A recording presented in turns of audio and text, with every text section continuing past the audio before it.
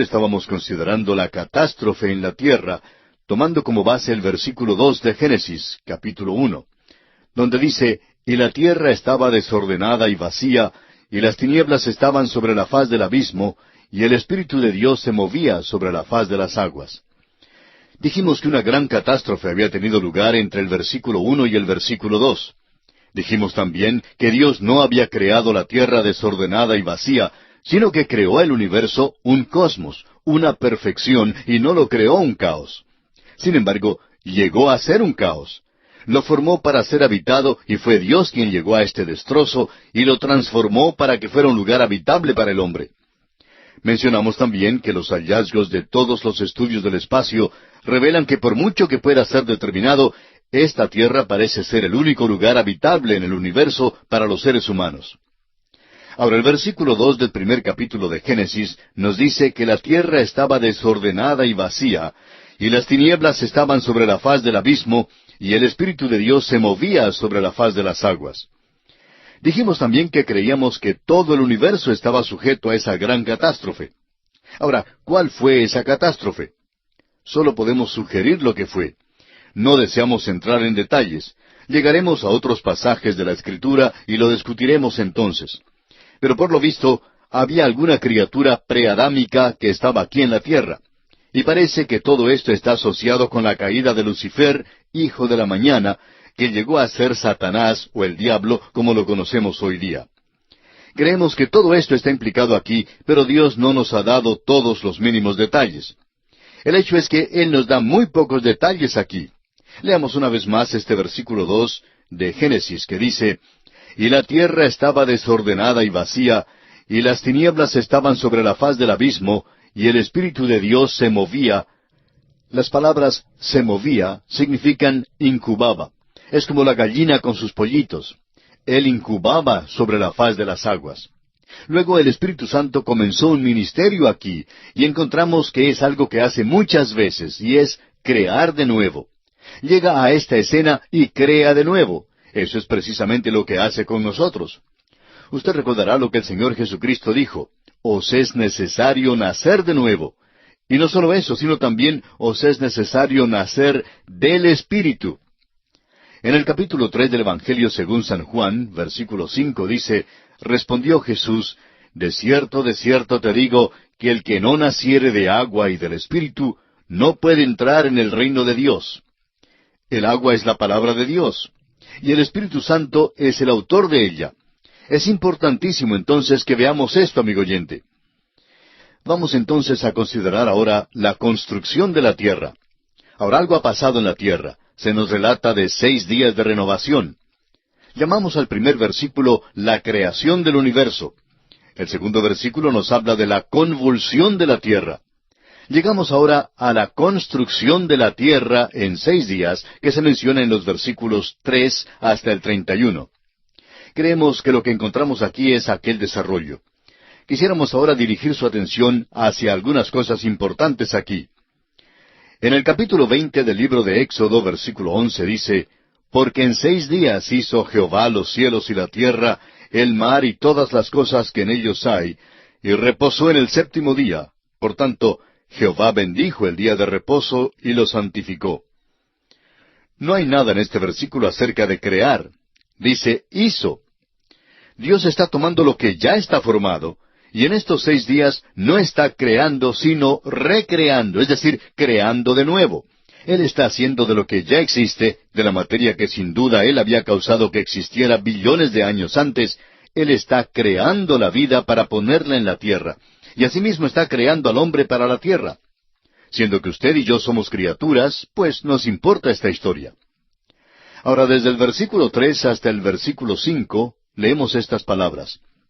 «Y dijo Dios, sea la luz, y fue la luz. Y vio Dios que la luz era buena, y separó Dios la luz de las tinieblas. Y llamó Dios a la luz día, y a las tinieblas llamó noche. Y fue la tarde y la mañana un día». El primer día, la luz. Amigo oyente, tiene que ser un día de 24 horas. No vemos cómo se pueda sacar de esto otra cosa. Lo importante en nuestro estudio de estos versículos es que Dios dice, sea la luz. 10 veces en este capítulo encontraremos palabras así como estas: haya la expansión, y haya lumbreras, y júntense las aguas, etc. Alguien los ha llamado los 10 mandamientos de la creación. Es un decálogo divino el que tenemos aquí. Y esta es la primera vez que se nos dice que Dios habló. Sea la luz, y fue la luz. El segundo día, la expansión.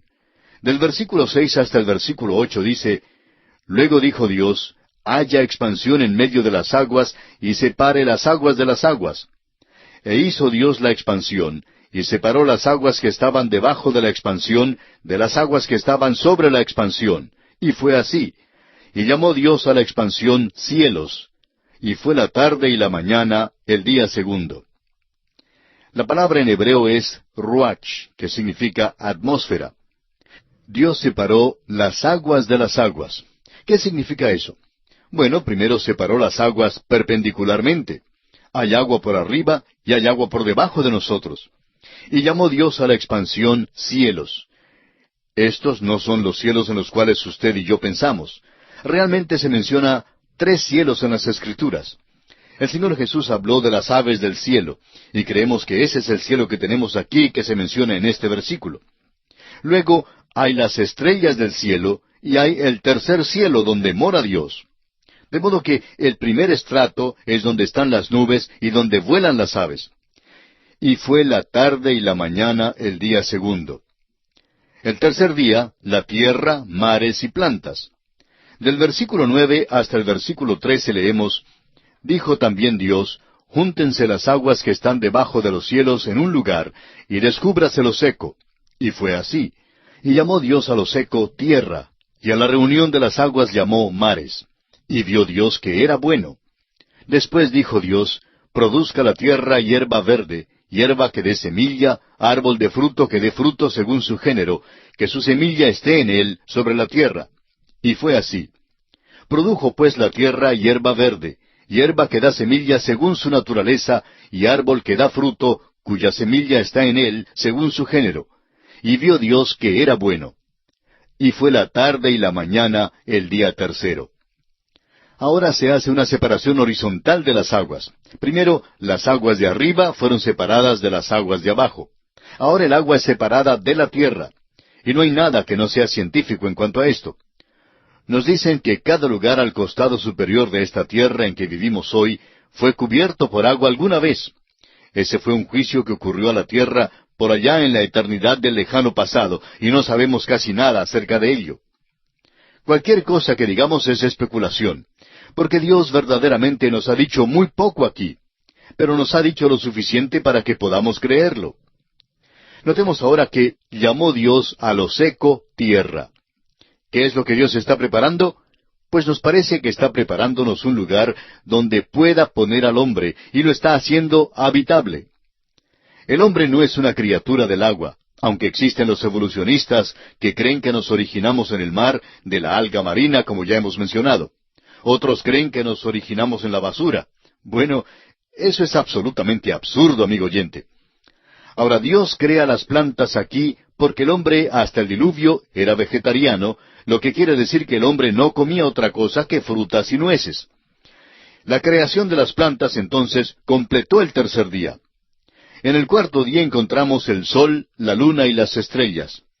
Del versículo 14 hasta el versículo 19 de este capítulo 1 de Génesis, dice: dijo luego Dios, haya lumbreras en la expansión de los cielos para separar el día de la noche, y sirvan de señales para las estaciones, para días y años, y sean por lumbreras en la expansión de los cielos para alumbrar sobre la tierra. Y fue así. E hizo Dios las 2 grandes lumbreras, la lumbrera mayor para que señorease en el día, y la lumbrera menor para que señorease en la noche. Hizo también las estrellas.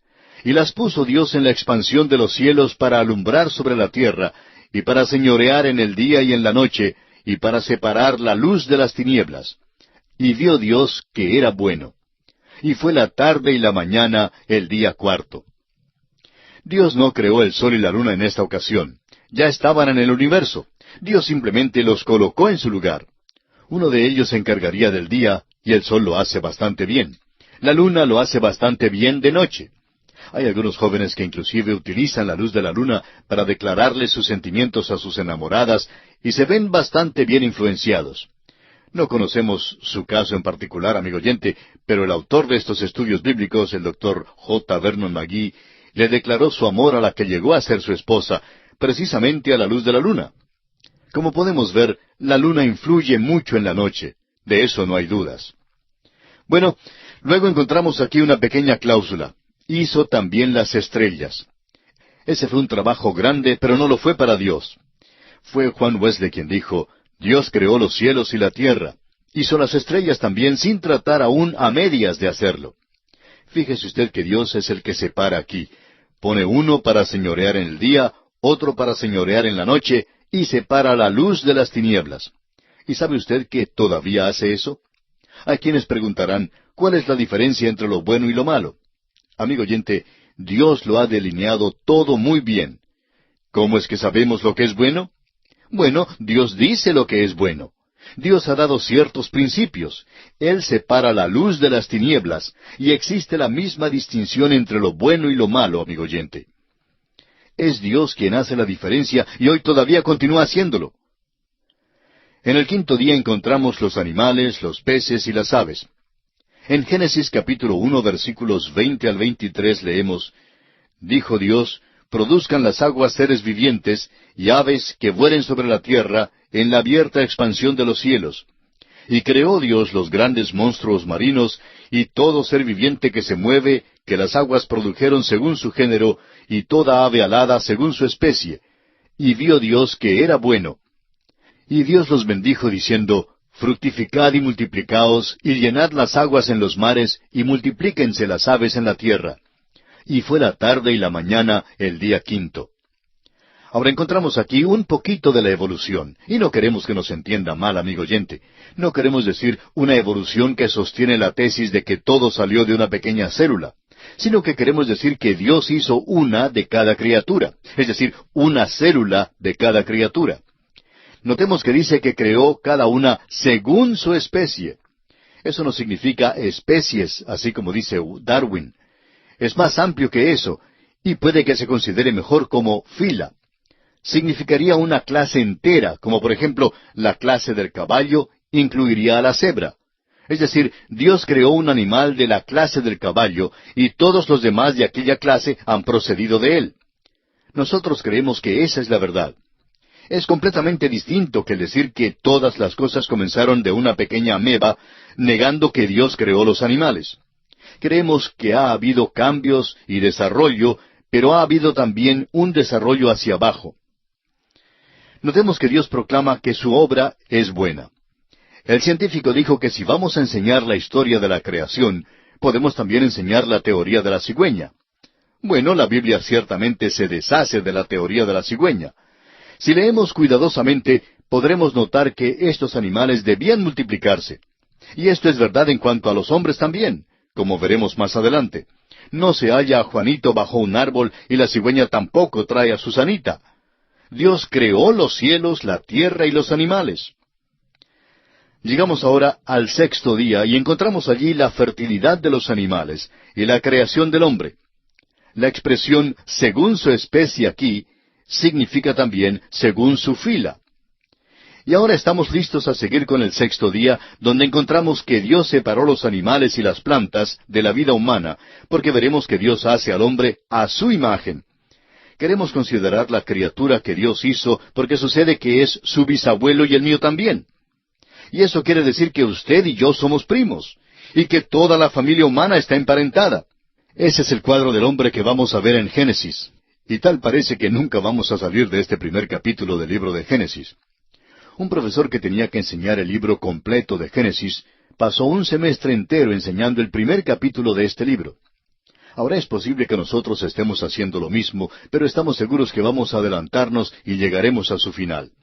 Nos encontramos ahora ante los versículos 26 y 27 de este capítulo 1 de Génesis, donde leemos, Entonces dijo Dios, hagamos al hombre a nuestra imagen, conforme a nuestra semejanza, y señoree en los peces del mar, en las aves de los cielos, en las bestias, en toda la tierra, y en todo animal que se arrastra sobre la tierra. Y creó Dios al hombre a imagen de Dios lo creó, varón y hembra los creó. En el próximo capítulo veremos más detalles acerca de cómo el hombre fue creado. Aquí tenemos la declaración del hecho sencillo de la creación del hombre. Esta es la tercera vez que encontramos la palabra bara en hebreo, que significa crear de la nada. Por tanto, vemos aquí que el hombre es creado y que él es algo nuevo. Es la misma palabra que ocurrió en el primer versículo del Génesis. Primero Dios creó el universo físico, y eso se encuentra en el versículo 1. Luego creó vida, y eso lo leemos en el versículo 21. Y creó Dios los grandes monstruos marinos y todo ser viviente que se mueve. Ahora Dios crea al hombre en el versículo 27. Francamente se puede ver en estos versículos que Dios no nos ha dicho mucho acerca de la creación del universo. Leamos una vez más el primer versículo de este capítulo 1 de Génesis. En el principio creó Dios los cielos y la tierra. Y eso es todo lo que Dios nos da en cuanto a la creación. Dios pudo habernos informado de los detalles, pero no lo hizo. En el segundo capítulo informa de los detalles acerca de un hecho de la creación, y es la creación del hombre. ¿Sabe por qué, amigo oyente? Porque todo esto está escrito al hombre, y Dios quiere que él sepa de su origen. Es como si Dios estuviera diciendo, me gustaría muchísimo que se fijen en su propia creación y que no especulen acerca de la creación del universo. Ahora se nos dice aquí que Dios dio al hombre señorío en la tierra. No creemos que esto signifique que Dios hizo un tipo de jardinero glorificado para el huerto de Edén. A este hombre le fue dado una autoridad grande. Veremos más adelante que Dios dice que el hombre debe hacer ciertas cosas relacionadas con esta creación que Dios le ha dado. Pero por ahora deseamos enfatizar que esta es una de las grandes declaraciones de la palabra de Dios, y no podemos imaginarnos otra cosa que sea tan maravillosa como esta. Ahora, ¿qué significa que el hombre es creado a la imagen de Dios? El hombre, siendo creado a la imagen de Dios, es una Trinidad. Ahora alguien dirá que esto quiere decir que el hombre es un ser físico, mental y espiritual. Y creemos que esa es la verdad. El apóstol Pablo dice lo mismo. Allá en su primera carta a los Tesalonicenses, capítulo 5, versículo 23, dice él, y todo vuestro ser, espíritu, alma y cuerpo, sea guardado irreprensible para la venida de nuestro Señor Jesucristo. Veremos en el capítulo 2 que realmente significa más que eso. Creemos que incluye el hecho de que el hombre es una personalidad y como personalidad es consciente de sí mismo. Y luego, él es quien hace sus propias decisiones porque es un libre agente moral. Esta es la cosa que es singular aparentemente en cuanto al género humano. Esto se deduce del hecho de que el hombre es creado a la imagen de Dios. Estos versículos no nos dan los detalles acerca de cómo fue creado el hombre, ni cómo fue creada la mujer. No encontramos tales detalles sino hasta cuando llegamos al segundo capítulo. Y esa es la razón por la cual decimos que Dios no tenía la intención de informarnos de los detalles con respecto a la creación de este gran universo en el cual vivimos, porque si nos los hubiera dado, tendría que haber añadido muchos más capítulos en cuanto a esta creación. Él no ofrece ninguna explicación más que la que tenemos, que Él es el Creador. Y eso, amigo oyente, nos trae de vuelta a la importantísima verdad que hallamos en el capítulo 11 del libro de Hebreos, versículo 3, donde dice, por la fe entendemos haber sido constituido el universo por la palabra de Dios, de modo que lo que se ve fue hecho de lo que no se veía.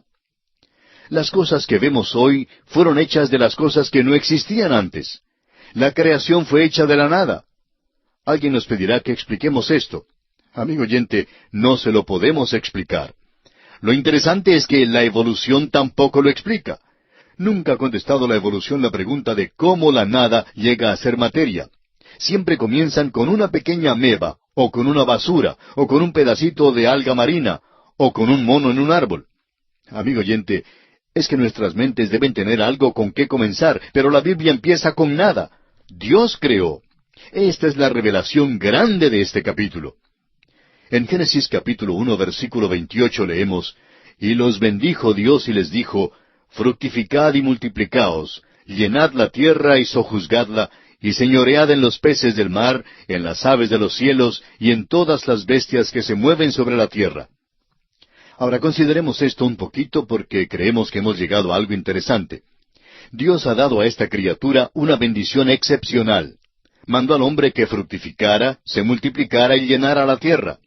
De modo que vemos aquí que Dios es quien ha presentado el asunto del sexo. Es muy interesante que esta generación cree que ha descubierto algo nuevo. Uno recibe la impresión hoy en día que este asunto ha llegado a ser un atolladero psicológico para esta generación, y que esta generación es como el Cristóbal Colón que acaba de descubrir el sexo. Amigo oyente, es Dios quien hace mención del sexo allá en el principio, en el Génesis, en el versículo 28. Dice, y los bendijo Dios y les dijo, fructificad y multiplicaos, llenad la tierra y sojuzgadla, y señoread en los peces del mar, en las aves de los cielos, y en todas las bestias que se mueven sobre la tierra. Consideramos en nuestra lección anterior que Dios ha dado a la criatura, es decir, al hombre, una bendición excepcional. Le mandó que fructificara, que se multiplicara y que llenara la tierra. Dijimos también que Dios es quien ha presentado el asunto del sexo. Es muy interesante que esta generación cree que ha hecho un descubrimiento nuevo.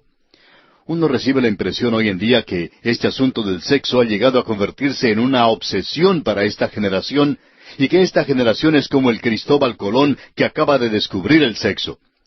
Pero dijimos que Dios es quien hizo mención del sexo aquí en el libro de Génesis. Dios ha empleado 4 métodos para colocar al hombre en la tierra. Un método fue la creación directa, y así produjo a Adán. Otro fue la creación indirecta que produjo a Eva. El tercer método fue el parto virginal de María, y así fue como Jesucristo llegó a ser un hombre. Y el cuarto método es la reproducción, y eso se conoce bien en nuestros días. Por cierto que estamos arrastrando la reproducción a un nivel al cual Dios nunca tuvo la intención de que fuera llevada. Amigo oyente, Dios creó al hombre para que se reprodujera. Esta es una verdad maravillosa y gloriosa, y no debe ser tomada para hacer de ella una cosa sucia como hacen los hombres ahora. Tantas personas escriben libros sucios y los llaman literatura. Producen cosas sucias que llaman arte. Algunos de los críticos están hablando ahora en contra de estos asuntos, y damos gracias al Señor por esa actitud. Mucho de lo que llaman arte es odioso y hasta repugnante, y no es arte en ninguna manera. No es nada más que obscenidad, y lo hacen simplemente para obtener dinero. Amigo oyente, Dios nunca tuvo la intención de que se abusara del sexo de esta manera. Dios creó al hombre a su imagen. Dios es el ser personal, esencial, y al dar al hombre un alma inmortal, le dio también una verdadera personalidad. El hombre posee una conciencia de sí mismo y tiene el poder de la elección libre. El hombre tiene una distinta responsabilidad moral.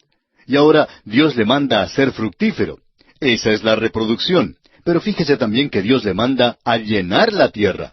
Y esta es una palabra interesante. En el hebreo parece indicar que esta tierra ya había sido poblada antes por otras criaturas. Por lo visto, Dios dice que deben llenar la tierra, porque cualesquiera que fueran esas otras criaturas, habían sido destruidas y habían desaparecido. Ahora Dios también le dice al hombre, sojuzgad la tierra. Creemos que esta es la base de la educación y de la exploración científica de hoy. Esta es la base de la exploración de la luna por parte del hombre. En Proverbios capítulo 25, versículo 2, encontramos estas palabras. Gloria de Dios es encubrir un asunto, pero honra del rey es escudriñarlo.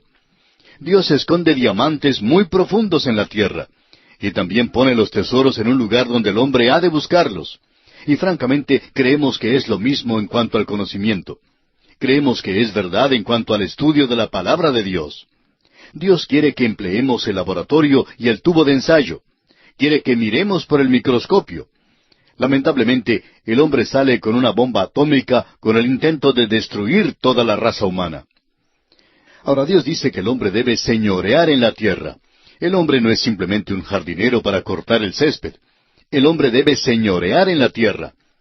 Creemos que Adán tuvo control sobre los elementos y pudo haber mandado que lloviera cuando faltaba la lluvia y pudo haber hecho que brillara el sol cuando le faltaba.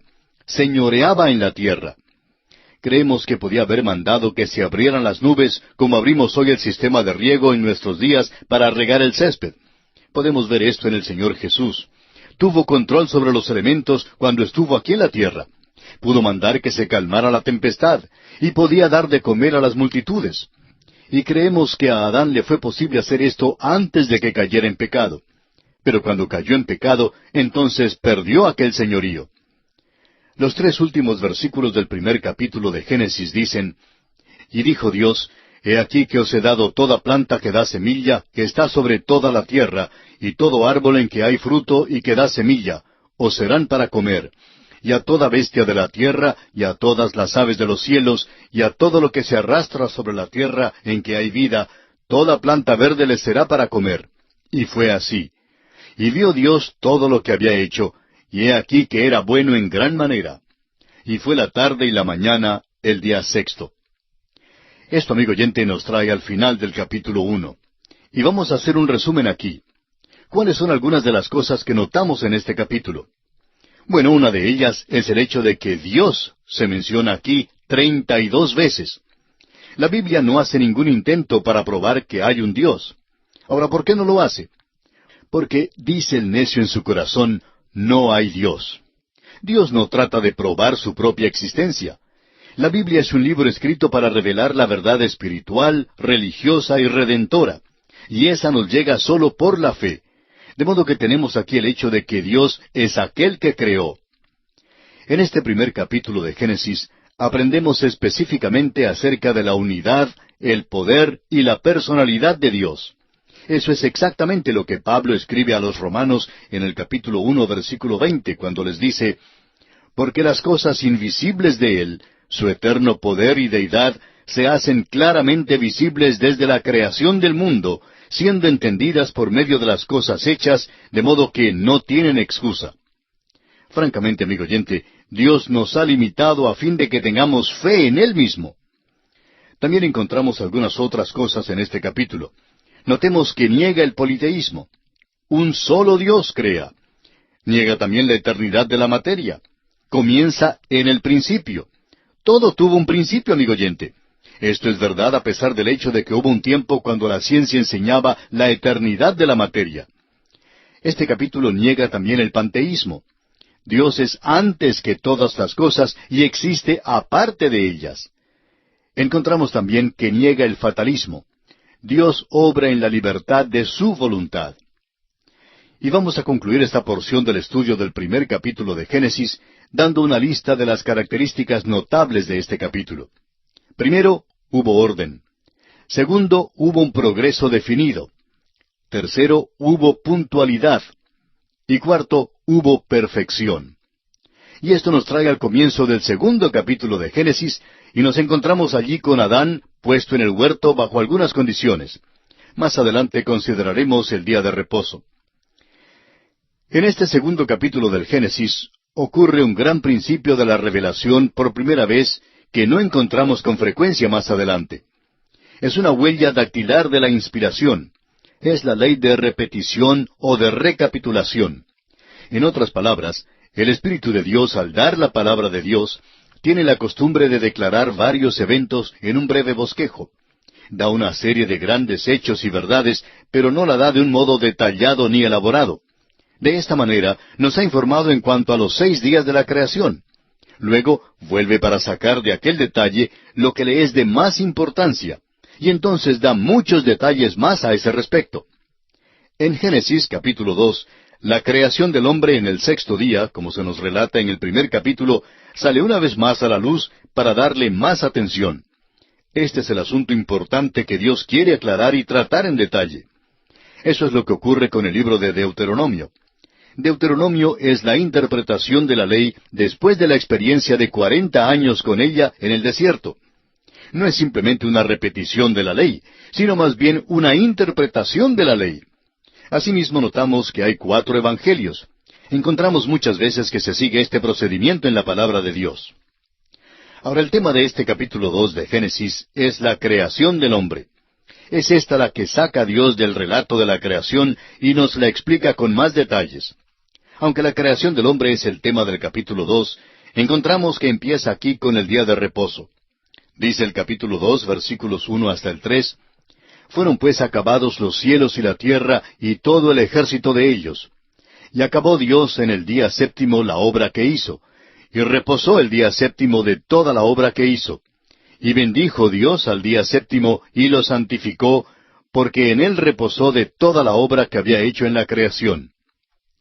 Ahora no perdamos de vista la importancia que tiene el día de reposo. ¿Qué quiere decir cuando dice que Dios reposó de la obra que hizo? Significa que Dios se cansó y que se sentó un día y dijo, bueno, trabajé mucho en esta semana. Han sido unos días muy agitados. He trabajado más de 40 horas en esta semana y necesito descansar. Amigo oyente, sería una verdadera tontería mirarlo desde este punto de vista. Dios reposó de su obra. Eso quiere decir que cuando Dios terminó sus 6 días, pudo mirar todo lo que había hecho y ver que era buenísimo. No le quedaba más que hacer.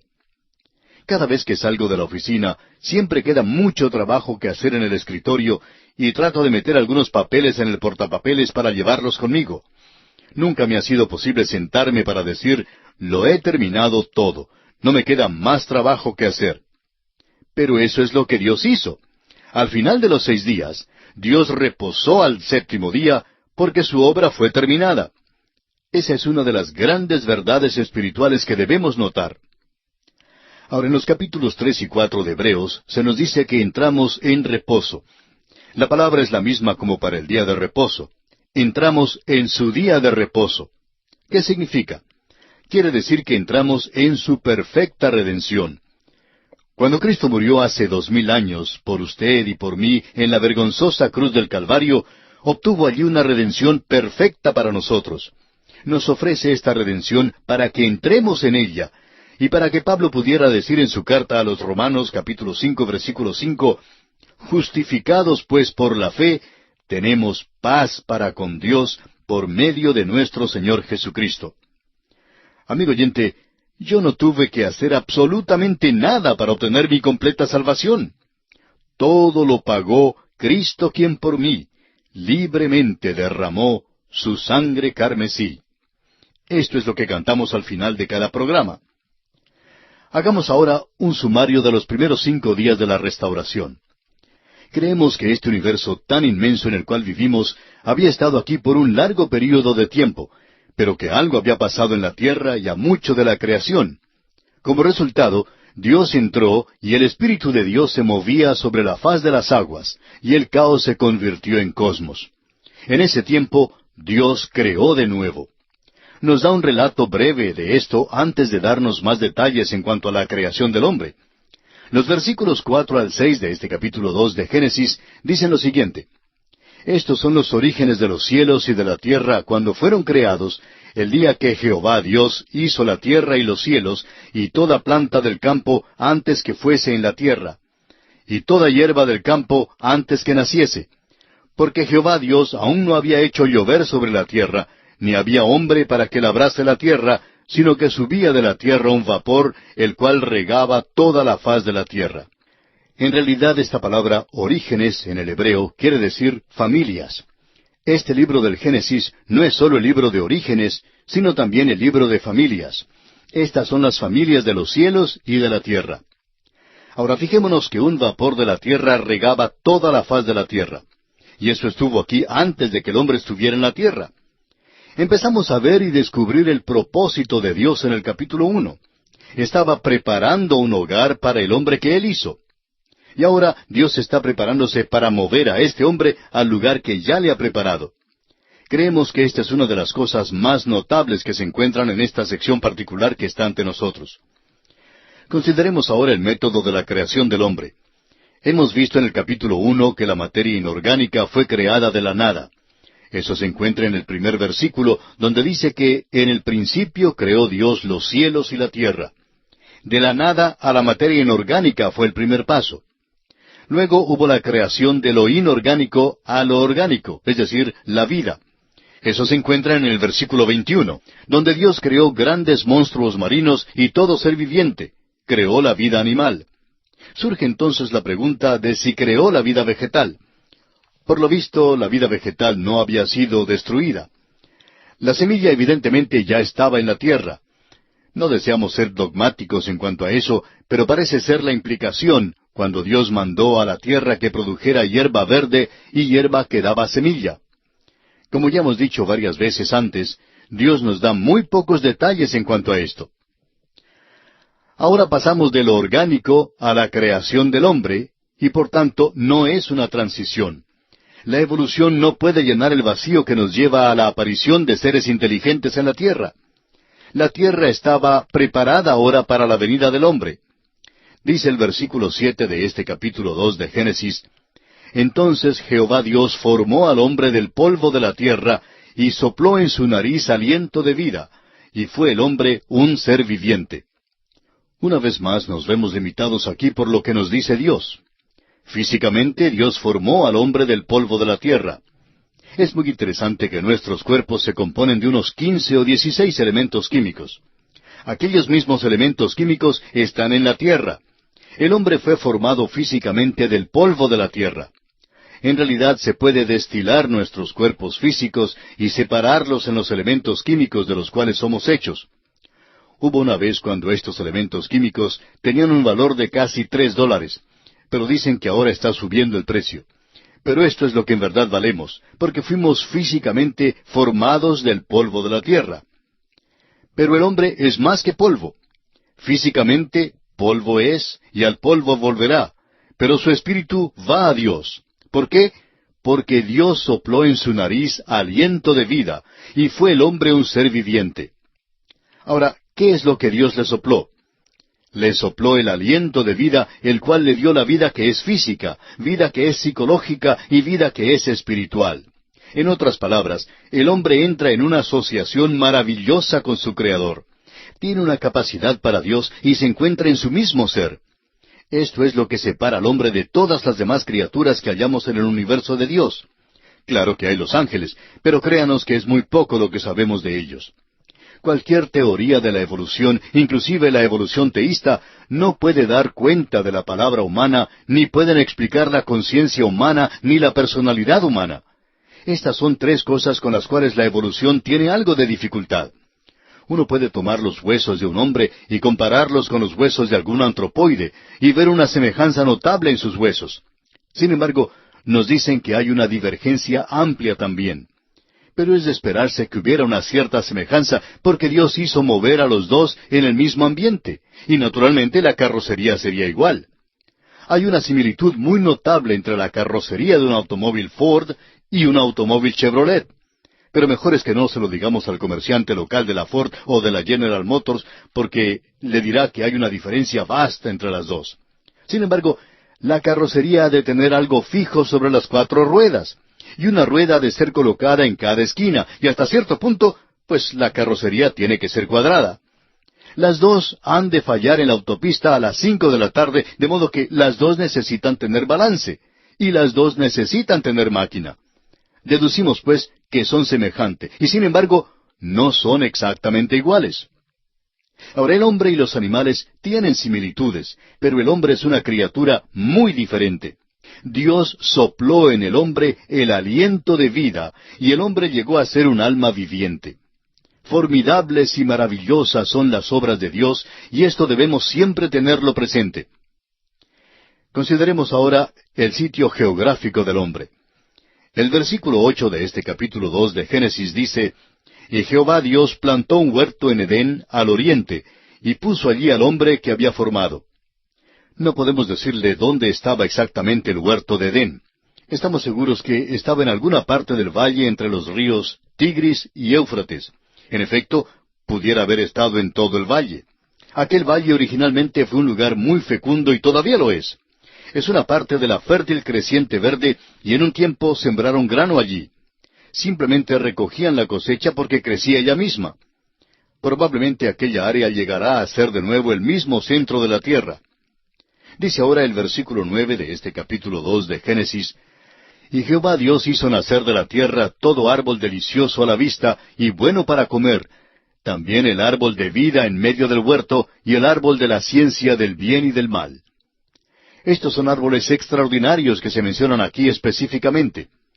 Tenemos el árbol de la vida y el árbol de la ciencia del bien y del mal. No podemos decirle mucho acerca de ellos porque, francamente, no se encuentran hoy en día. Han sido quitados de la escena. Pero había de toda clase de árboles, y notamos que eran deliciosos a la vista, y también buenos para comer. Había belleza en ellos y también había el lado práctico en que eran buenos para comer. Es como entrar en una mueblería donde el ebanista le dice que un mueble es muy bello, además de ser muy práctico, funcional.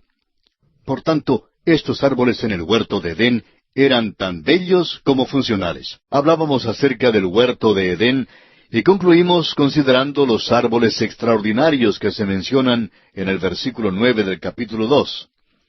Y concluimos diciendo que estos árboles en el huerto de Edén eran tanto bellos como funcionales, es decir, prácticos. Esta tierra en la cual vivimos todavía retiene algo de aquella hermosura a pesar del hecho de que la maldición de la caída está sobre la tierra. Ahora brotan los espinos y los cardos, pero todavía podemos encontrar belleza aquí. Hace ya varios años, mi esposa y yo hicimos un viaje a la República Dominicana y tuvimos la oportunidad de visitar algunas ciudades en el interior del país. Mientras viajábamos por las carreteras, tuvimos la oportunidad de admirar la fantástica y fabulosa combinación de belleza natural que se encuentra en ese país. Pudimos admirar las altas palmas de coco, los árboles frutales, el verdor que cubría las montañas, las hermosas flores, todo formaba un conjunto de verdadera belleza natural. El panorama de veras que nos extasiaba. Pues bien, si a pesar de la maldición que ha caído sobre la tierra por el pecado del hombre, todavía podemos encontrar tanta belleza a nuestro alrededor, ¿cuánto más pudo existir en el huerto de Edén, amigo oyente? Debe haber sido un lugar bellísimo. Continuando ahora con los versículos 10 hasta el 14 de este segundo capítulo de Génesis, leemos: Y salía de Edén un río para regar el huerto, y de allí se repartía en 4 brazos. El nombre del uno era Pisón. Este es el que rodea toda la tierra de Havila, donde hay oro. Y el oro de aquella tierra es bueno. Hay allí también bedelio y ónice. El nombre del segundo río es Gihón. Este es el que rodea toda la tierra de Cus. Y el nombre del tercer río es Hidekel. Este es el que va al oriente de Asiria. Y el cuarto río es el Éufrates. Creemos que el río en Etiopía sería el Nilo y que el Hidekel era el Tigris. Ahora el versículo 15 de este capítulo 2 de Génesis dice: Tomó pues Jehová Dios al hombre y lo puso en el huerto de Edén para que lo labrara y lo guardase. Recuerde, amigo oyente, que este hombre tuvo el señorío y que las fuerzas de la naturaleza estaban a su disposición. Ahora los versículos 16 y 17 dicen: Y mandó Jehová Dios al hombre diciendo: De todo árbol del huerto podrás comer, mas del árbol de la ciencia del bien y del mal no comerás, porque el día que de él comieres, ciertamente morirás. No fue la intención original de Dios que el hombre muriera. Pero ahora pone a prueba al hombre, porque el hombre tiene un libre albedrío. Y el privilegio siempre crea responsabilidad. Esa es una declaración axiomática en nuestros días. El hombre a quien se le ha dado un libre albedrío tiene que ser sometido a prueba para determinar si obedecerá a Dios o no. Hay una pregunta en cuanto al árbol de la ciencia del bien y del mal, y es si era o no venenoso. Personalmente creo que fue el mejor fruto del huerto. Pero el día que de él comieres, dijo Dios, ciertamente morirás. Y murió. Recuerde usted que el hombre es una trinidad, y fue condenado a morir de una manera triple. En realidad no murió físicamente, sino hasta 900 años después. Pero estaba sujeto inmediatamente a la muerte. Y la muerte significa separación. El día pues en que comió del fruto, él fue separado de Dios espiritualmente. Consideremos ahora la necesidad del hombre de una ayuda idónea.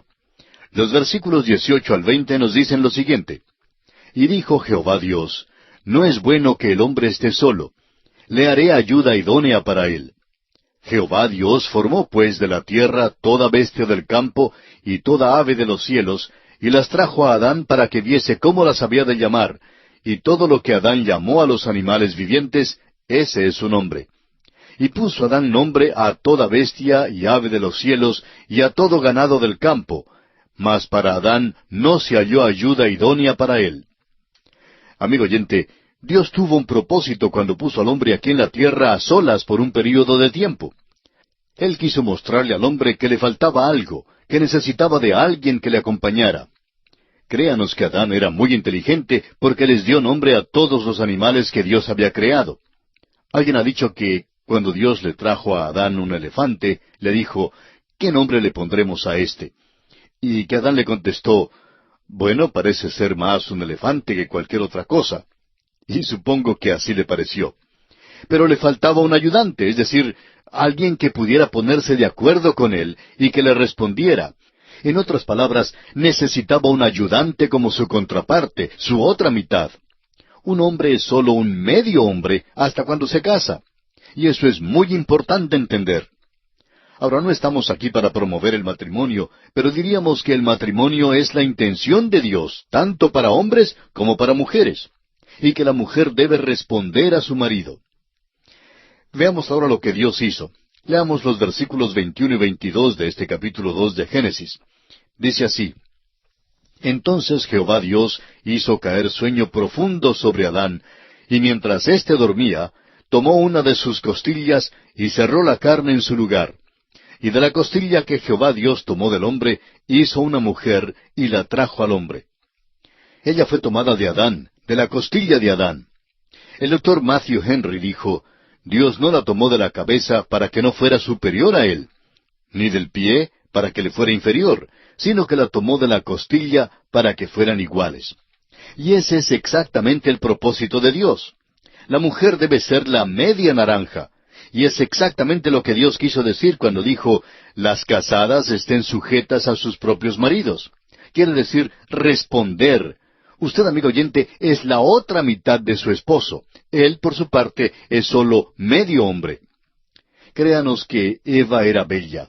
Cualquier mujer que veamos hoy que tenga algo de belleza, la ha heredado de la madre Eva. No hay ninguna belleza que ella no tuviera. Era una muñeca, era la media naranja de Adán. Ahora los versículos 23 al 25 nos dicen lo siguiente. Dijo entonces Adán, Esto es ahora hueso de mis huesos y carne de mi carne. Esta será llamada varona, porque del varón fue tomada. Por tanto, dejará el hombre a su padre y a su madre, y se unirá a su mujer, y serán una sola carne. Y estaban ambos desnudos, Adán y su mujer, y no se avergonzaban. La palabra para la mujer en el hebreo es muy similar a la palabra para hombre. Hombre es ish, y la mujer es ishsha. Y son muy parecidas. Ella es la otra parte del hombre y debe responder al hombre. Esa es la razón por la cual Dios dispuso que el hombre llevara la delantera. Creó al hombre primero. Creó a la mujer para que le siguiera, y es el hombre quien debe ser el agresor. Dios aún lo hizo físicamente capacitado para que fuera el agresor, y la mujer la que responde. No me diga que una esposa ha de amar a su esposo. Dios no dice esto. Dios dice que debe responderle. Si el esposo le dice a ella, te quiero, ¿sabe usted lo que pasará? Pues ella le responderá enseguida, te quiero. Y es porque ella debe responderle. Cuando un hombre dice hoy que su esposa es fría, y de vez en cuando alguien lo dice, que su esposa es fría, eso deja ver que él realmente no es el esposo que debe ser. Si es buen esposo, ella responderá, porque él es quien debe llevar la delantera. Fíjese usted que el esposo está sujeto a la esposa en el sentido de ser responsable por ella, y él no está más bajo el control del padre ni de la madre. Ahora notamos aquí que ambos estaban desnudos y no se avergonzaban. Creemos que estaban cubiertos con un tipo de luz de gloria. Creemos que este es el relato más hermoso y más fresco de la creación de la mujer y del hombre. Esta era una pareja que Dios realmente unió. Ahora Dios ha dado algunos principios para que su pueblo los obedezca. Dios ha dado el matrimonio a la raza humana, pero es una de las cosas de la cual los hombres están tratando de deshacerse hoy día. Rompamos sus ligaduras y echemos de nosotros sus cuerdas, dice el Salmo 2, versículo 3. ¿Qué es lo que trata de hacer el hombre? Trata de deshacerse de Dios, amigo oyente, porque Dios es quien estableció el matrimonio. Debe haber una identidad entre el esposo y la esposa, y Dios dice al esposo, maridos, amad a vuestras mujeres. Y esto, amigo oyente, concluye un capítulo maravilloso. Cuenta de la creación del hombre, su sitio y su trabajo, la responsabilidad que tiene, su necesidad de una compañera y la creación de esa compañera, la mujer. Este es el clímax de la historia de la creación.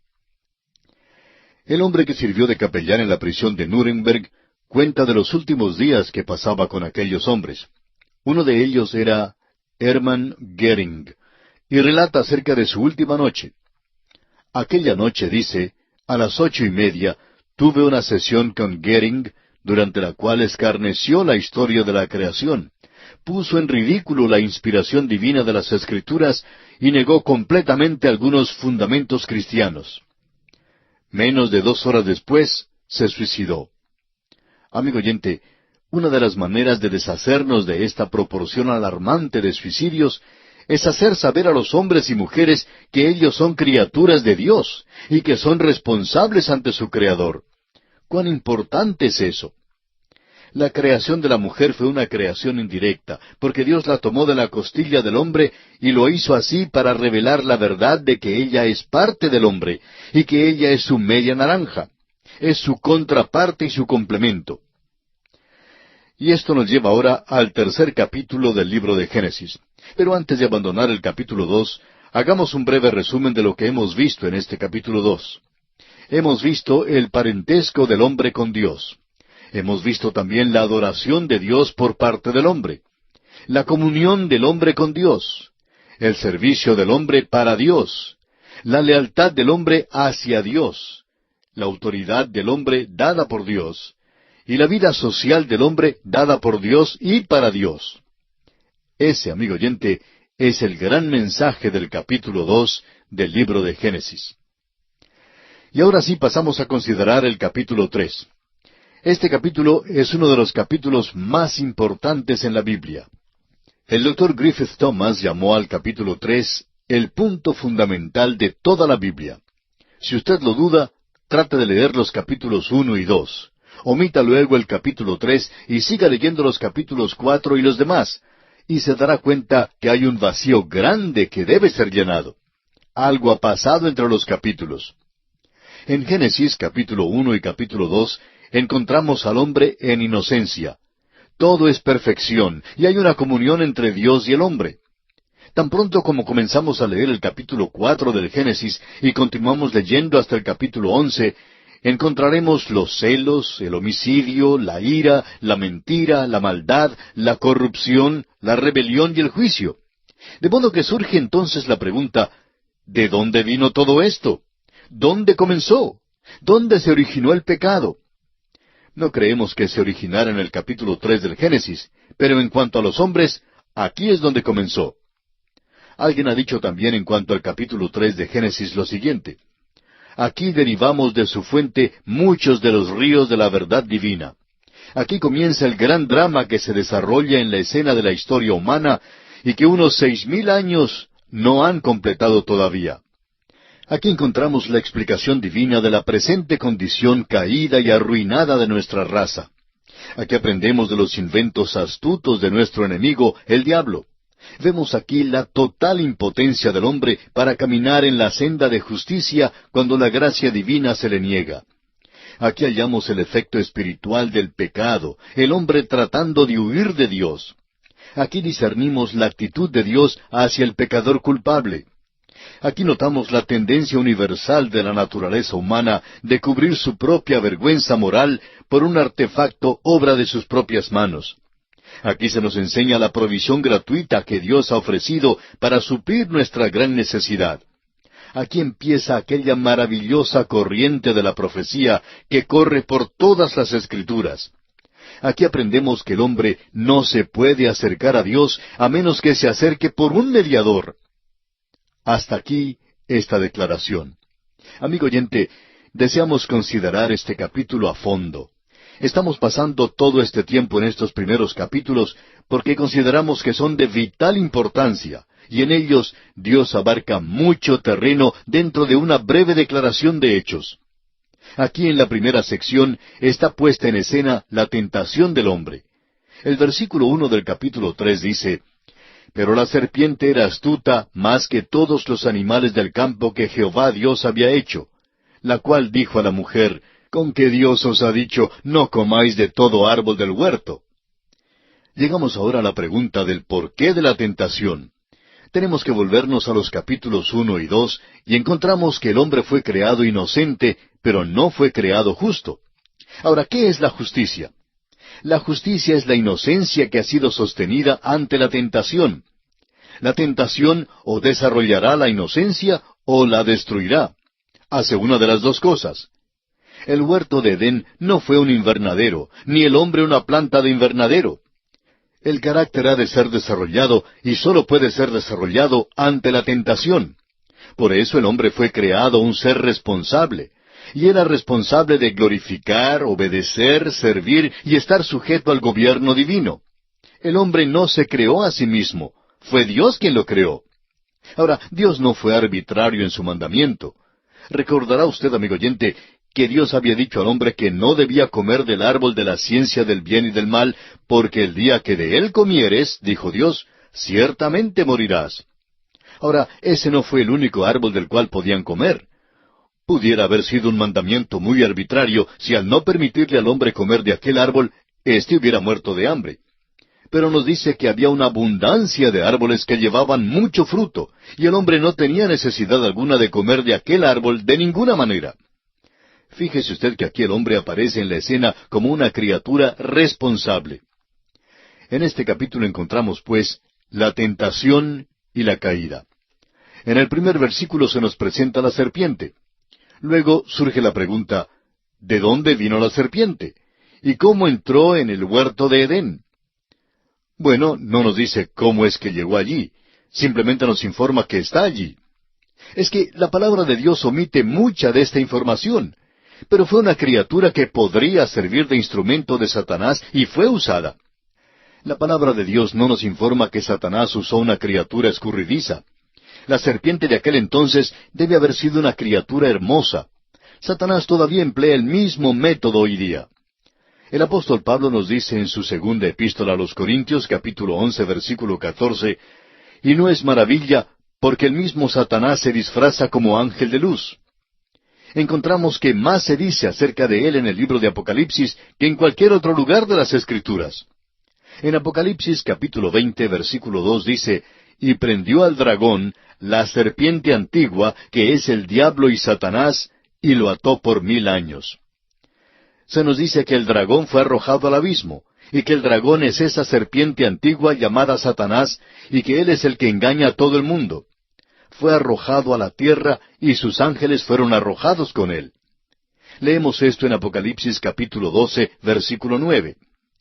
Luego, en el capítulo 20, se nos dice que está atado. Esta es una criatura con tremenda habilidad. No es la culebra escurridiza en la cual pensamos hoy. Ahora aquí no tenemos ningún registro de su origen de ninguna manera.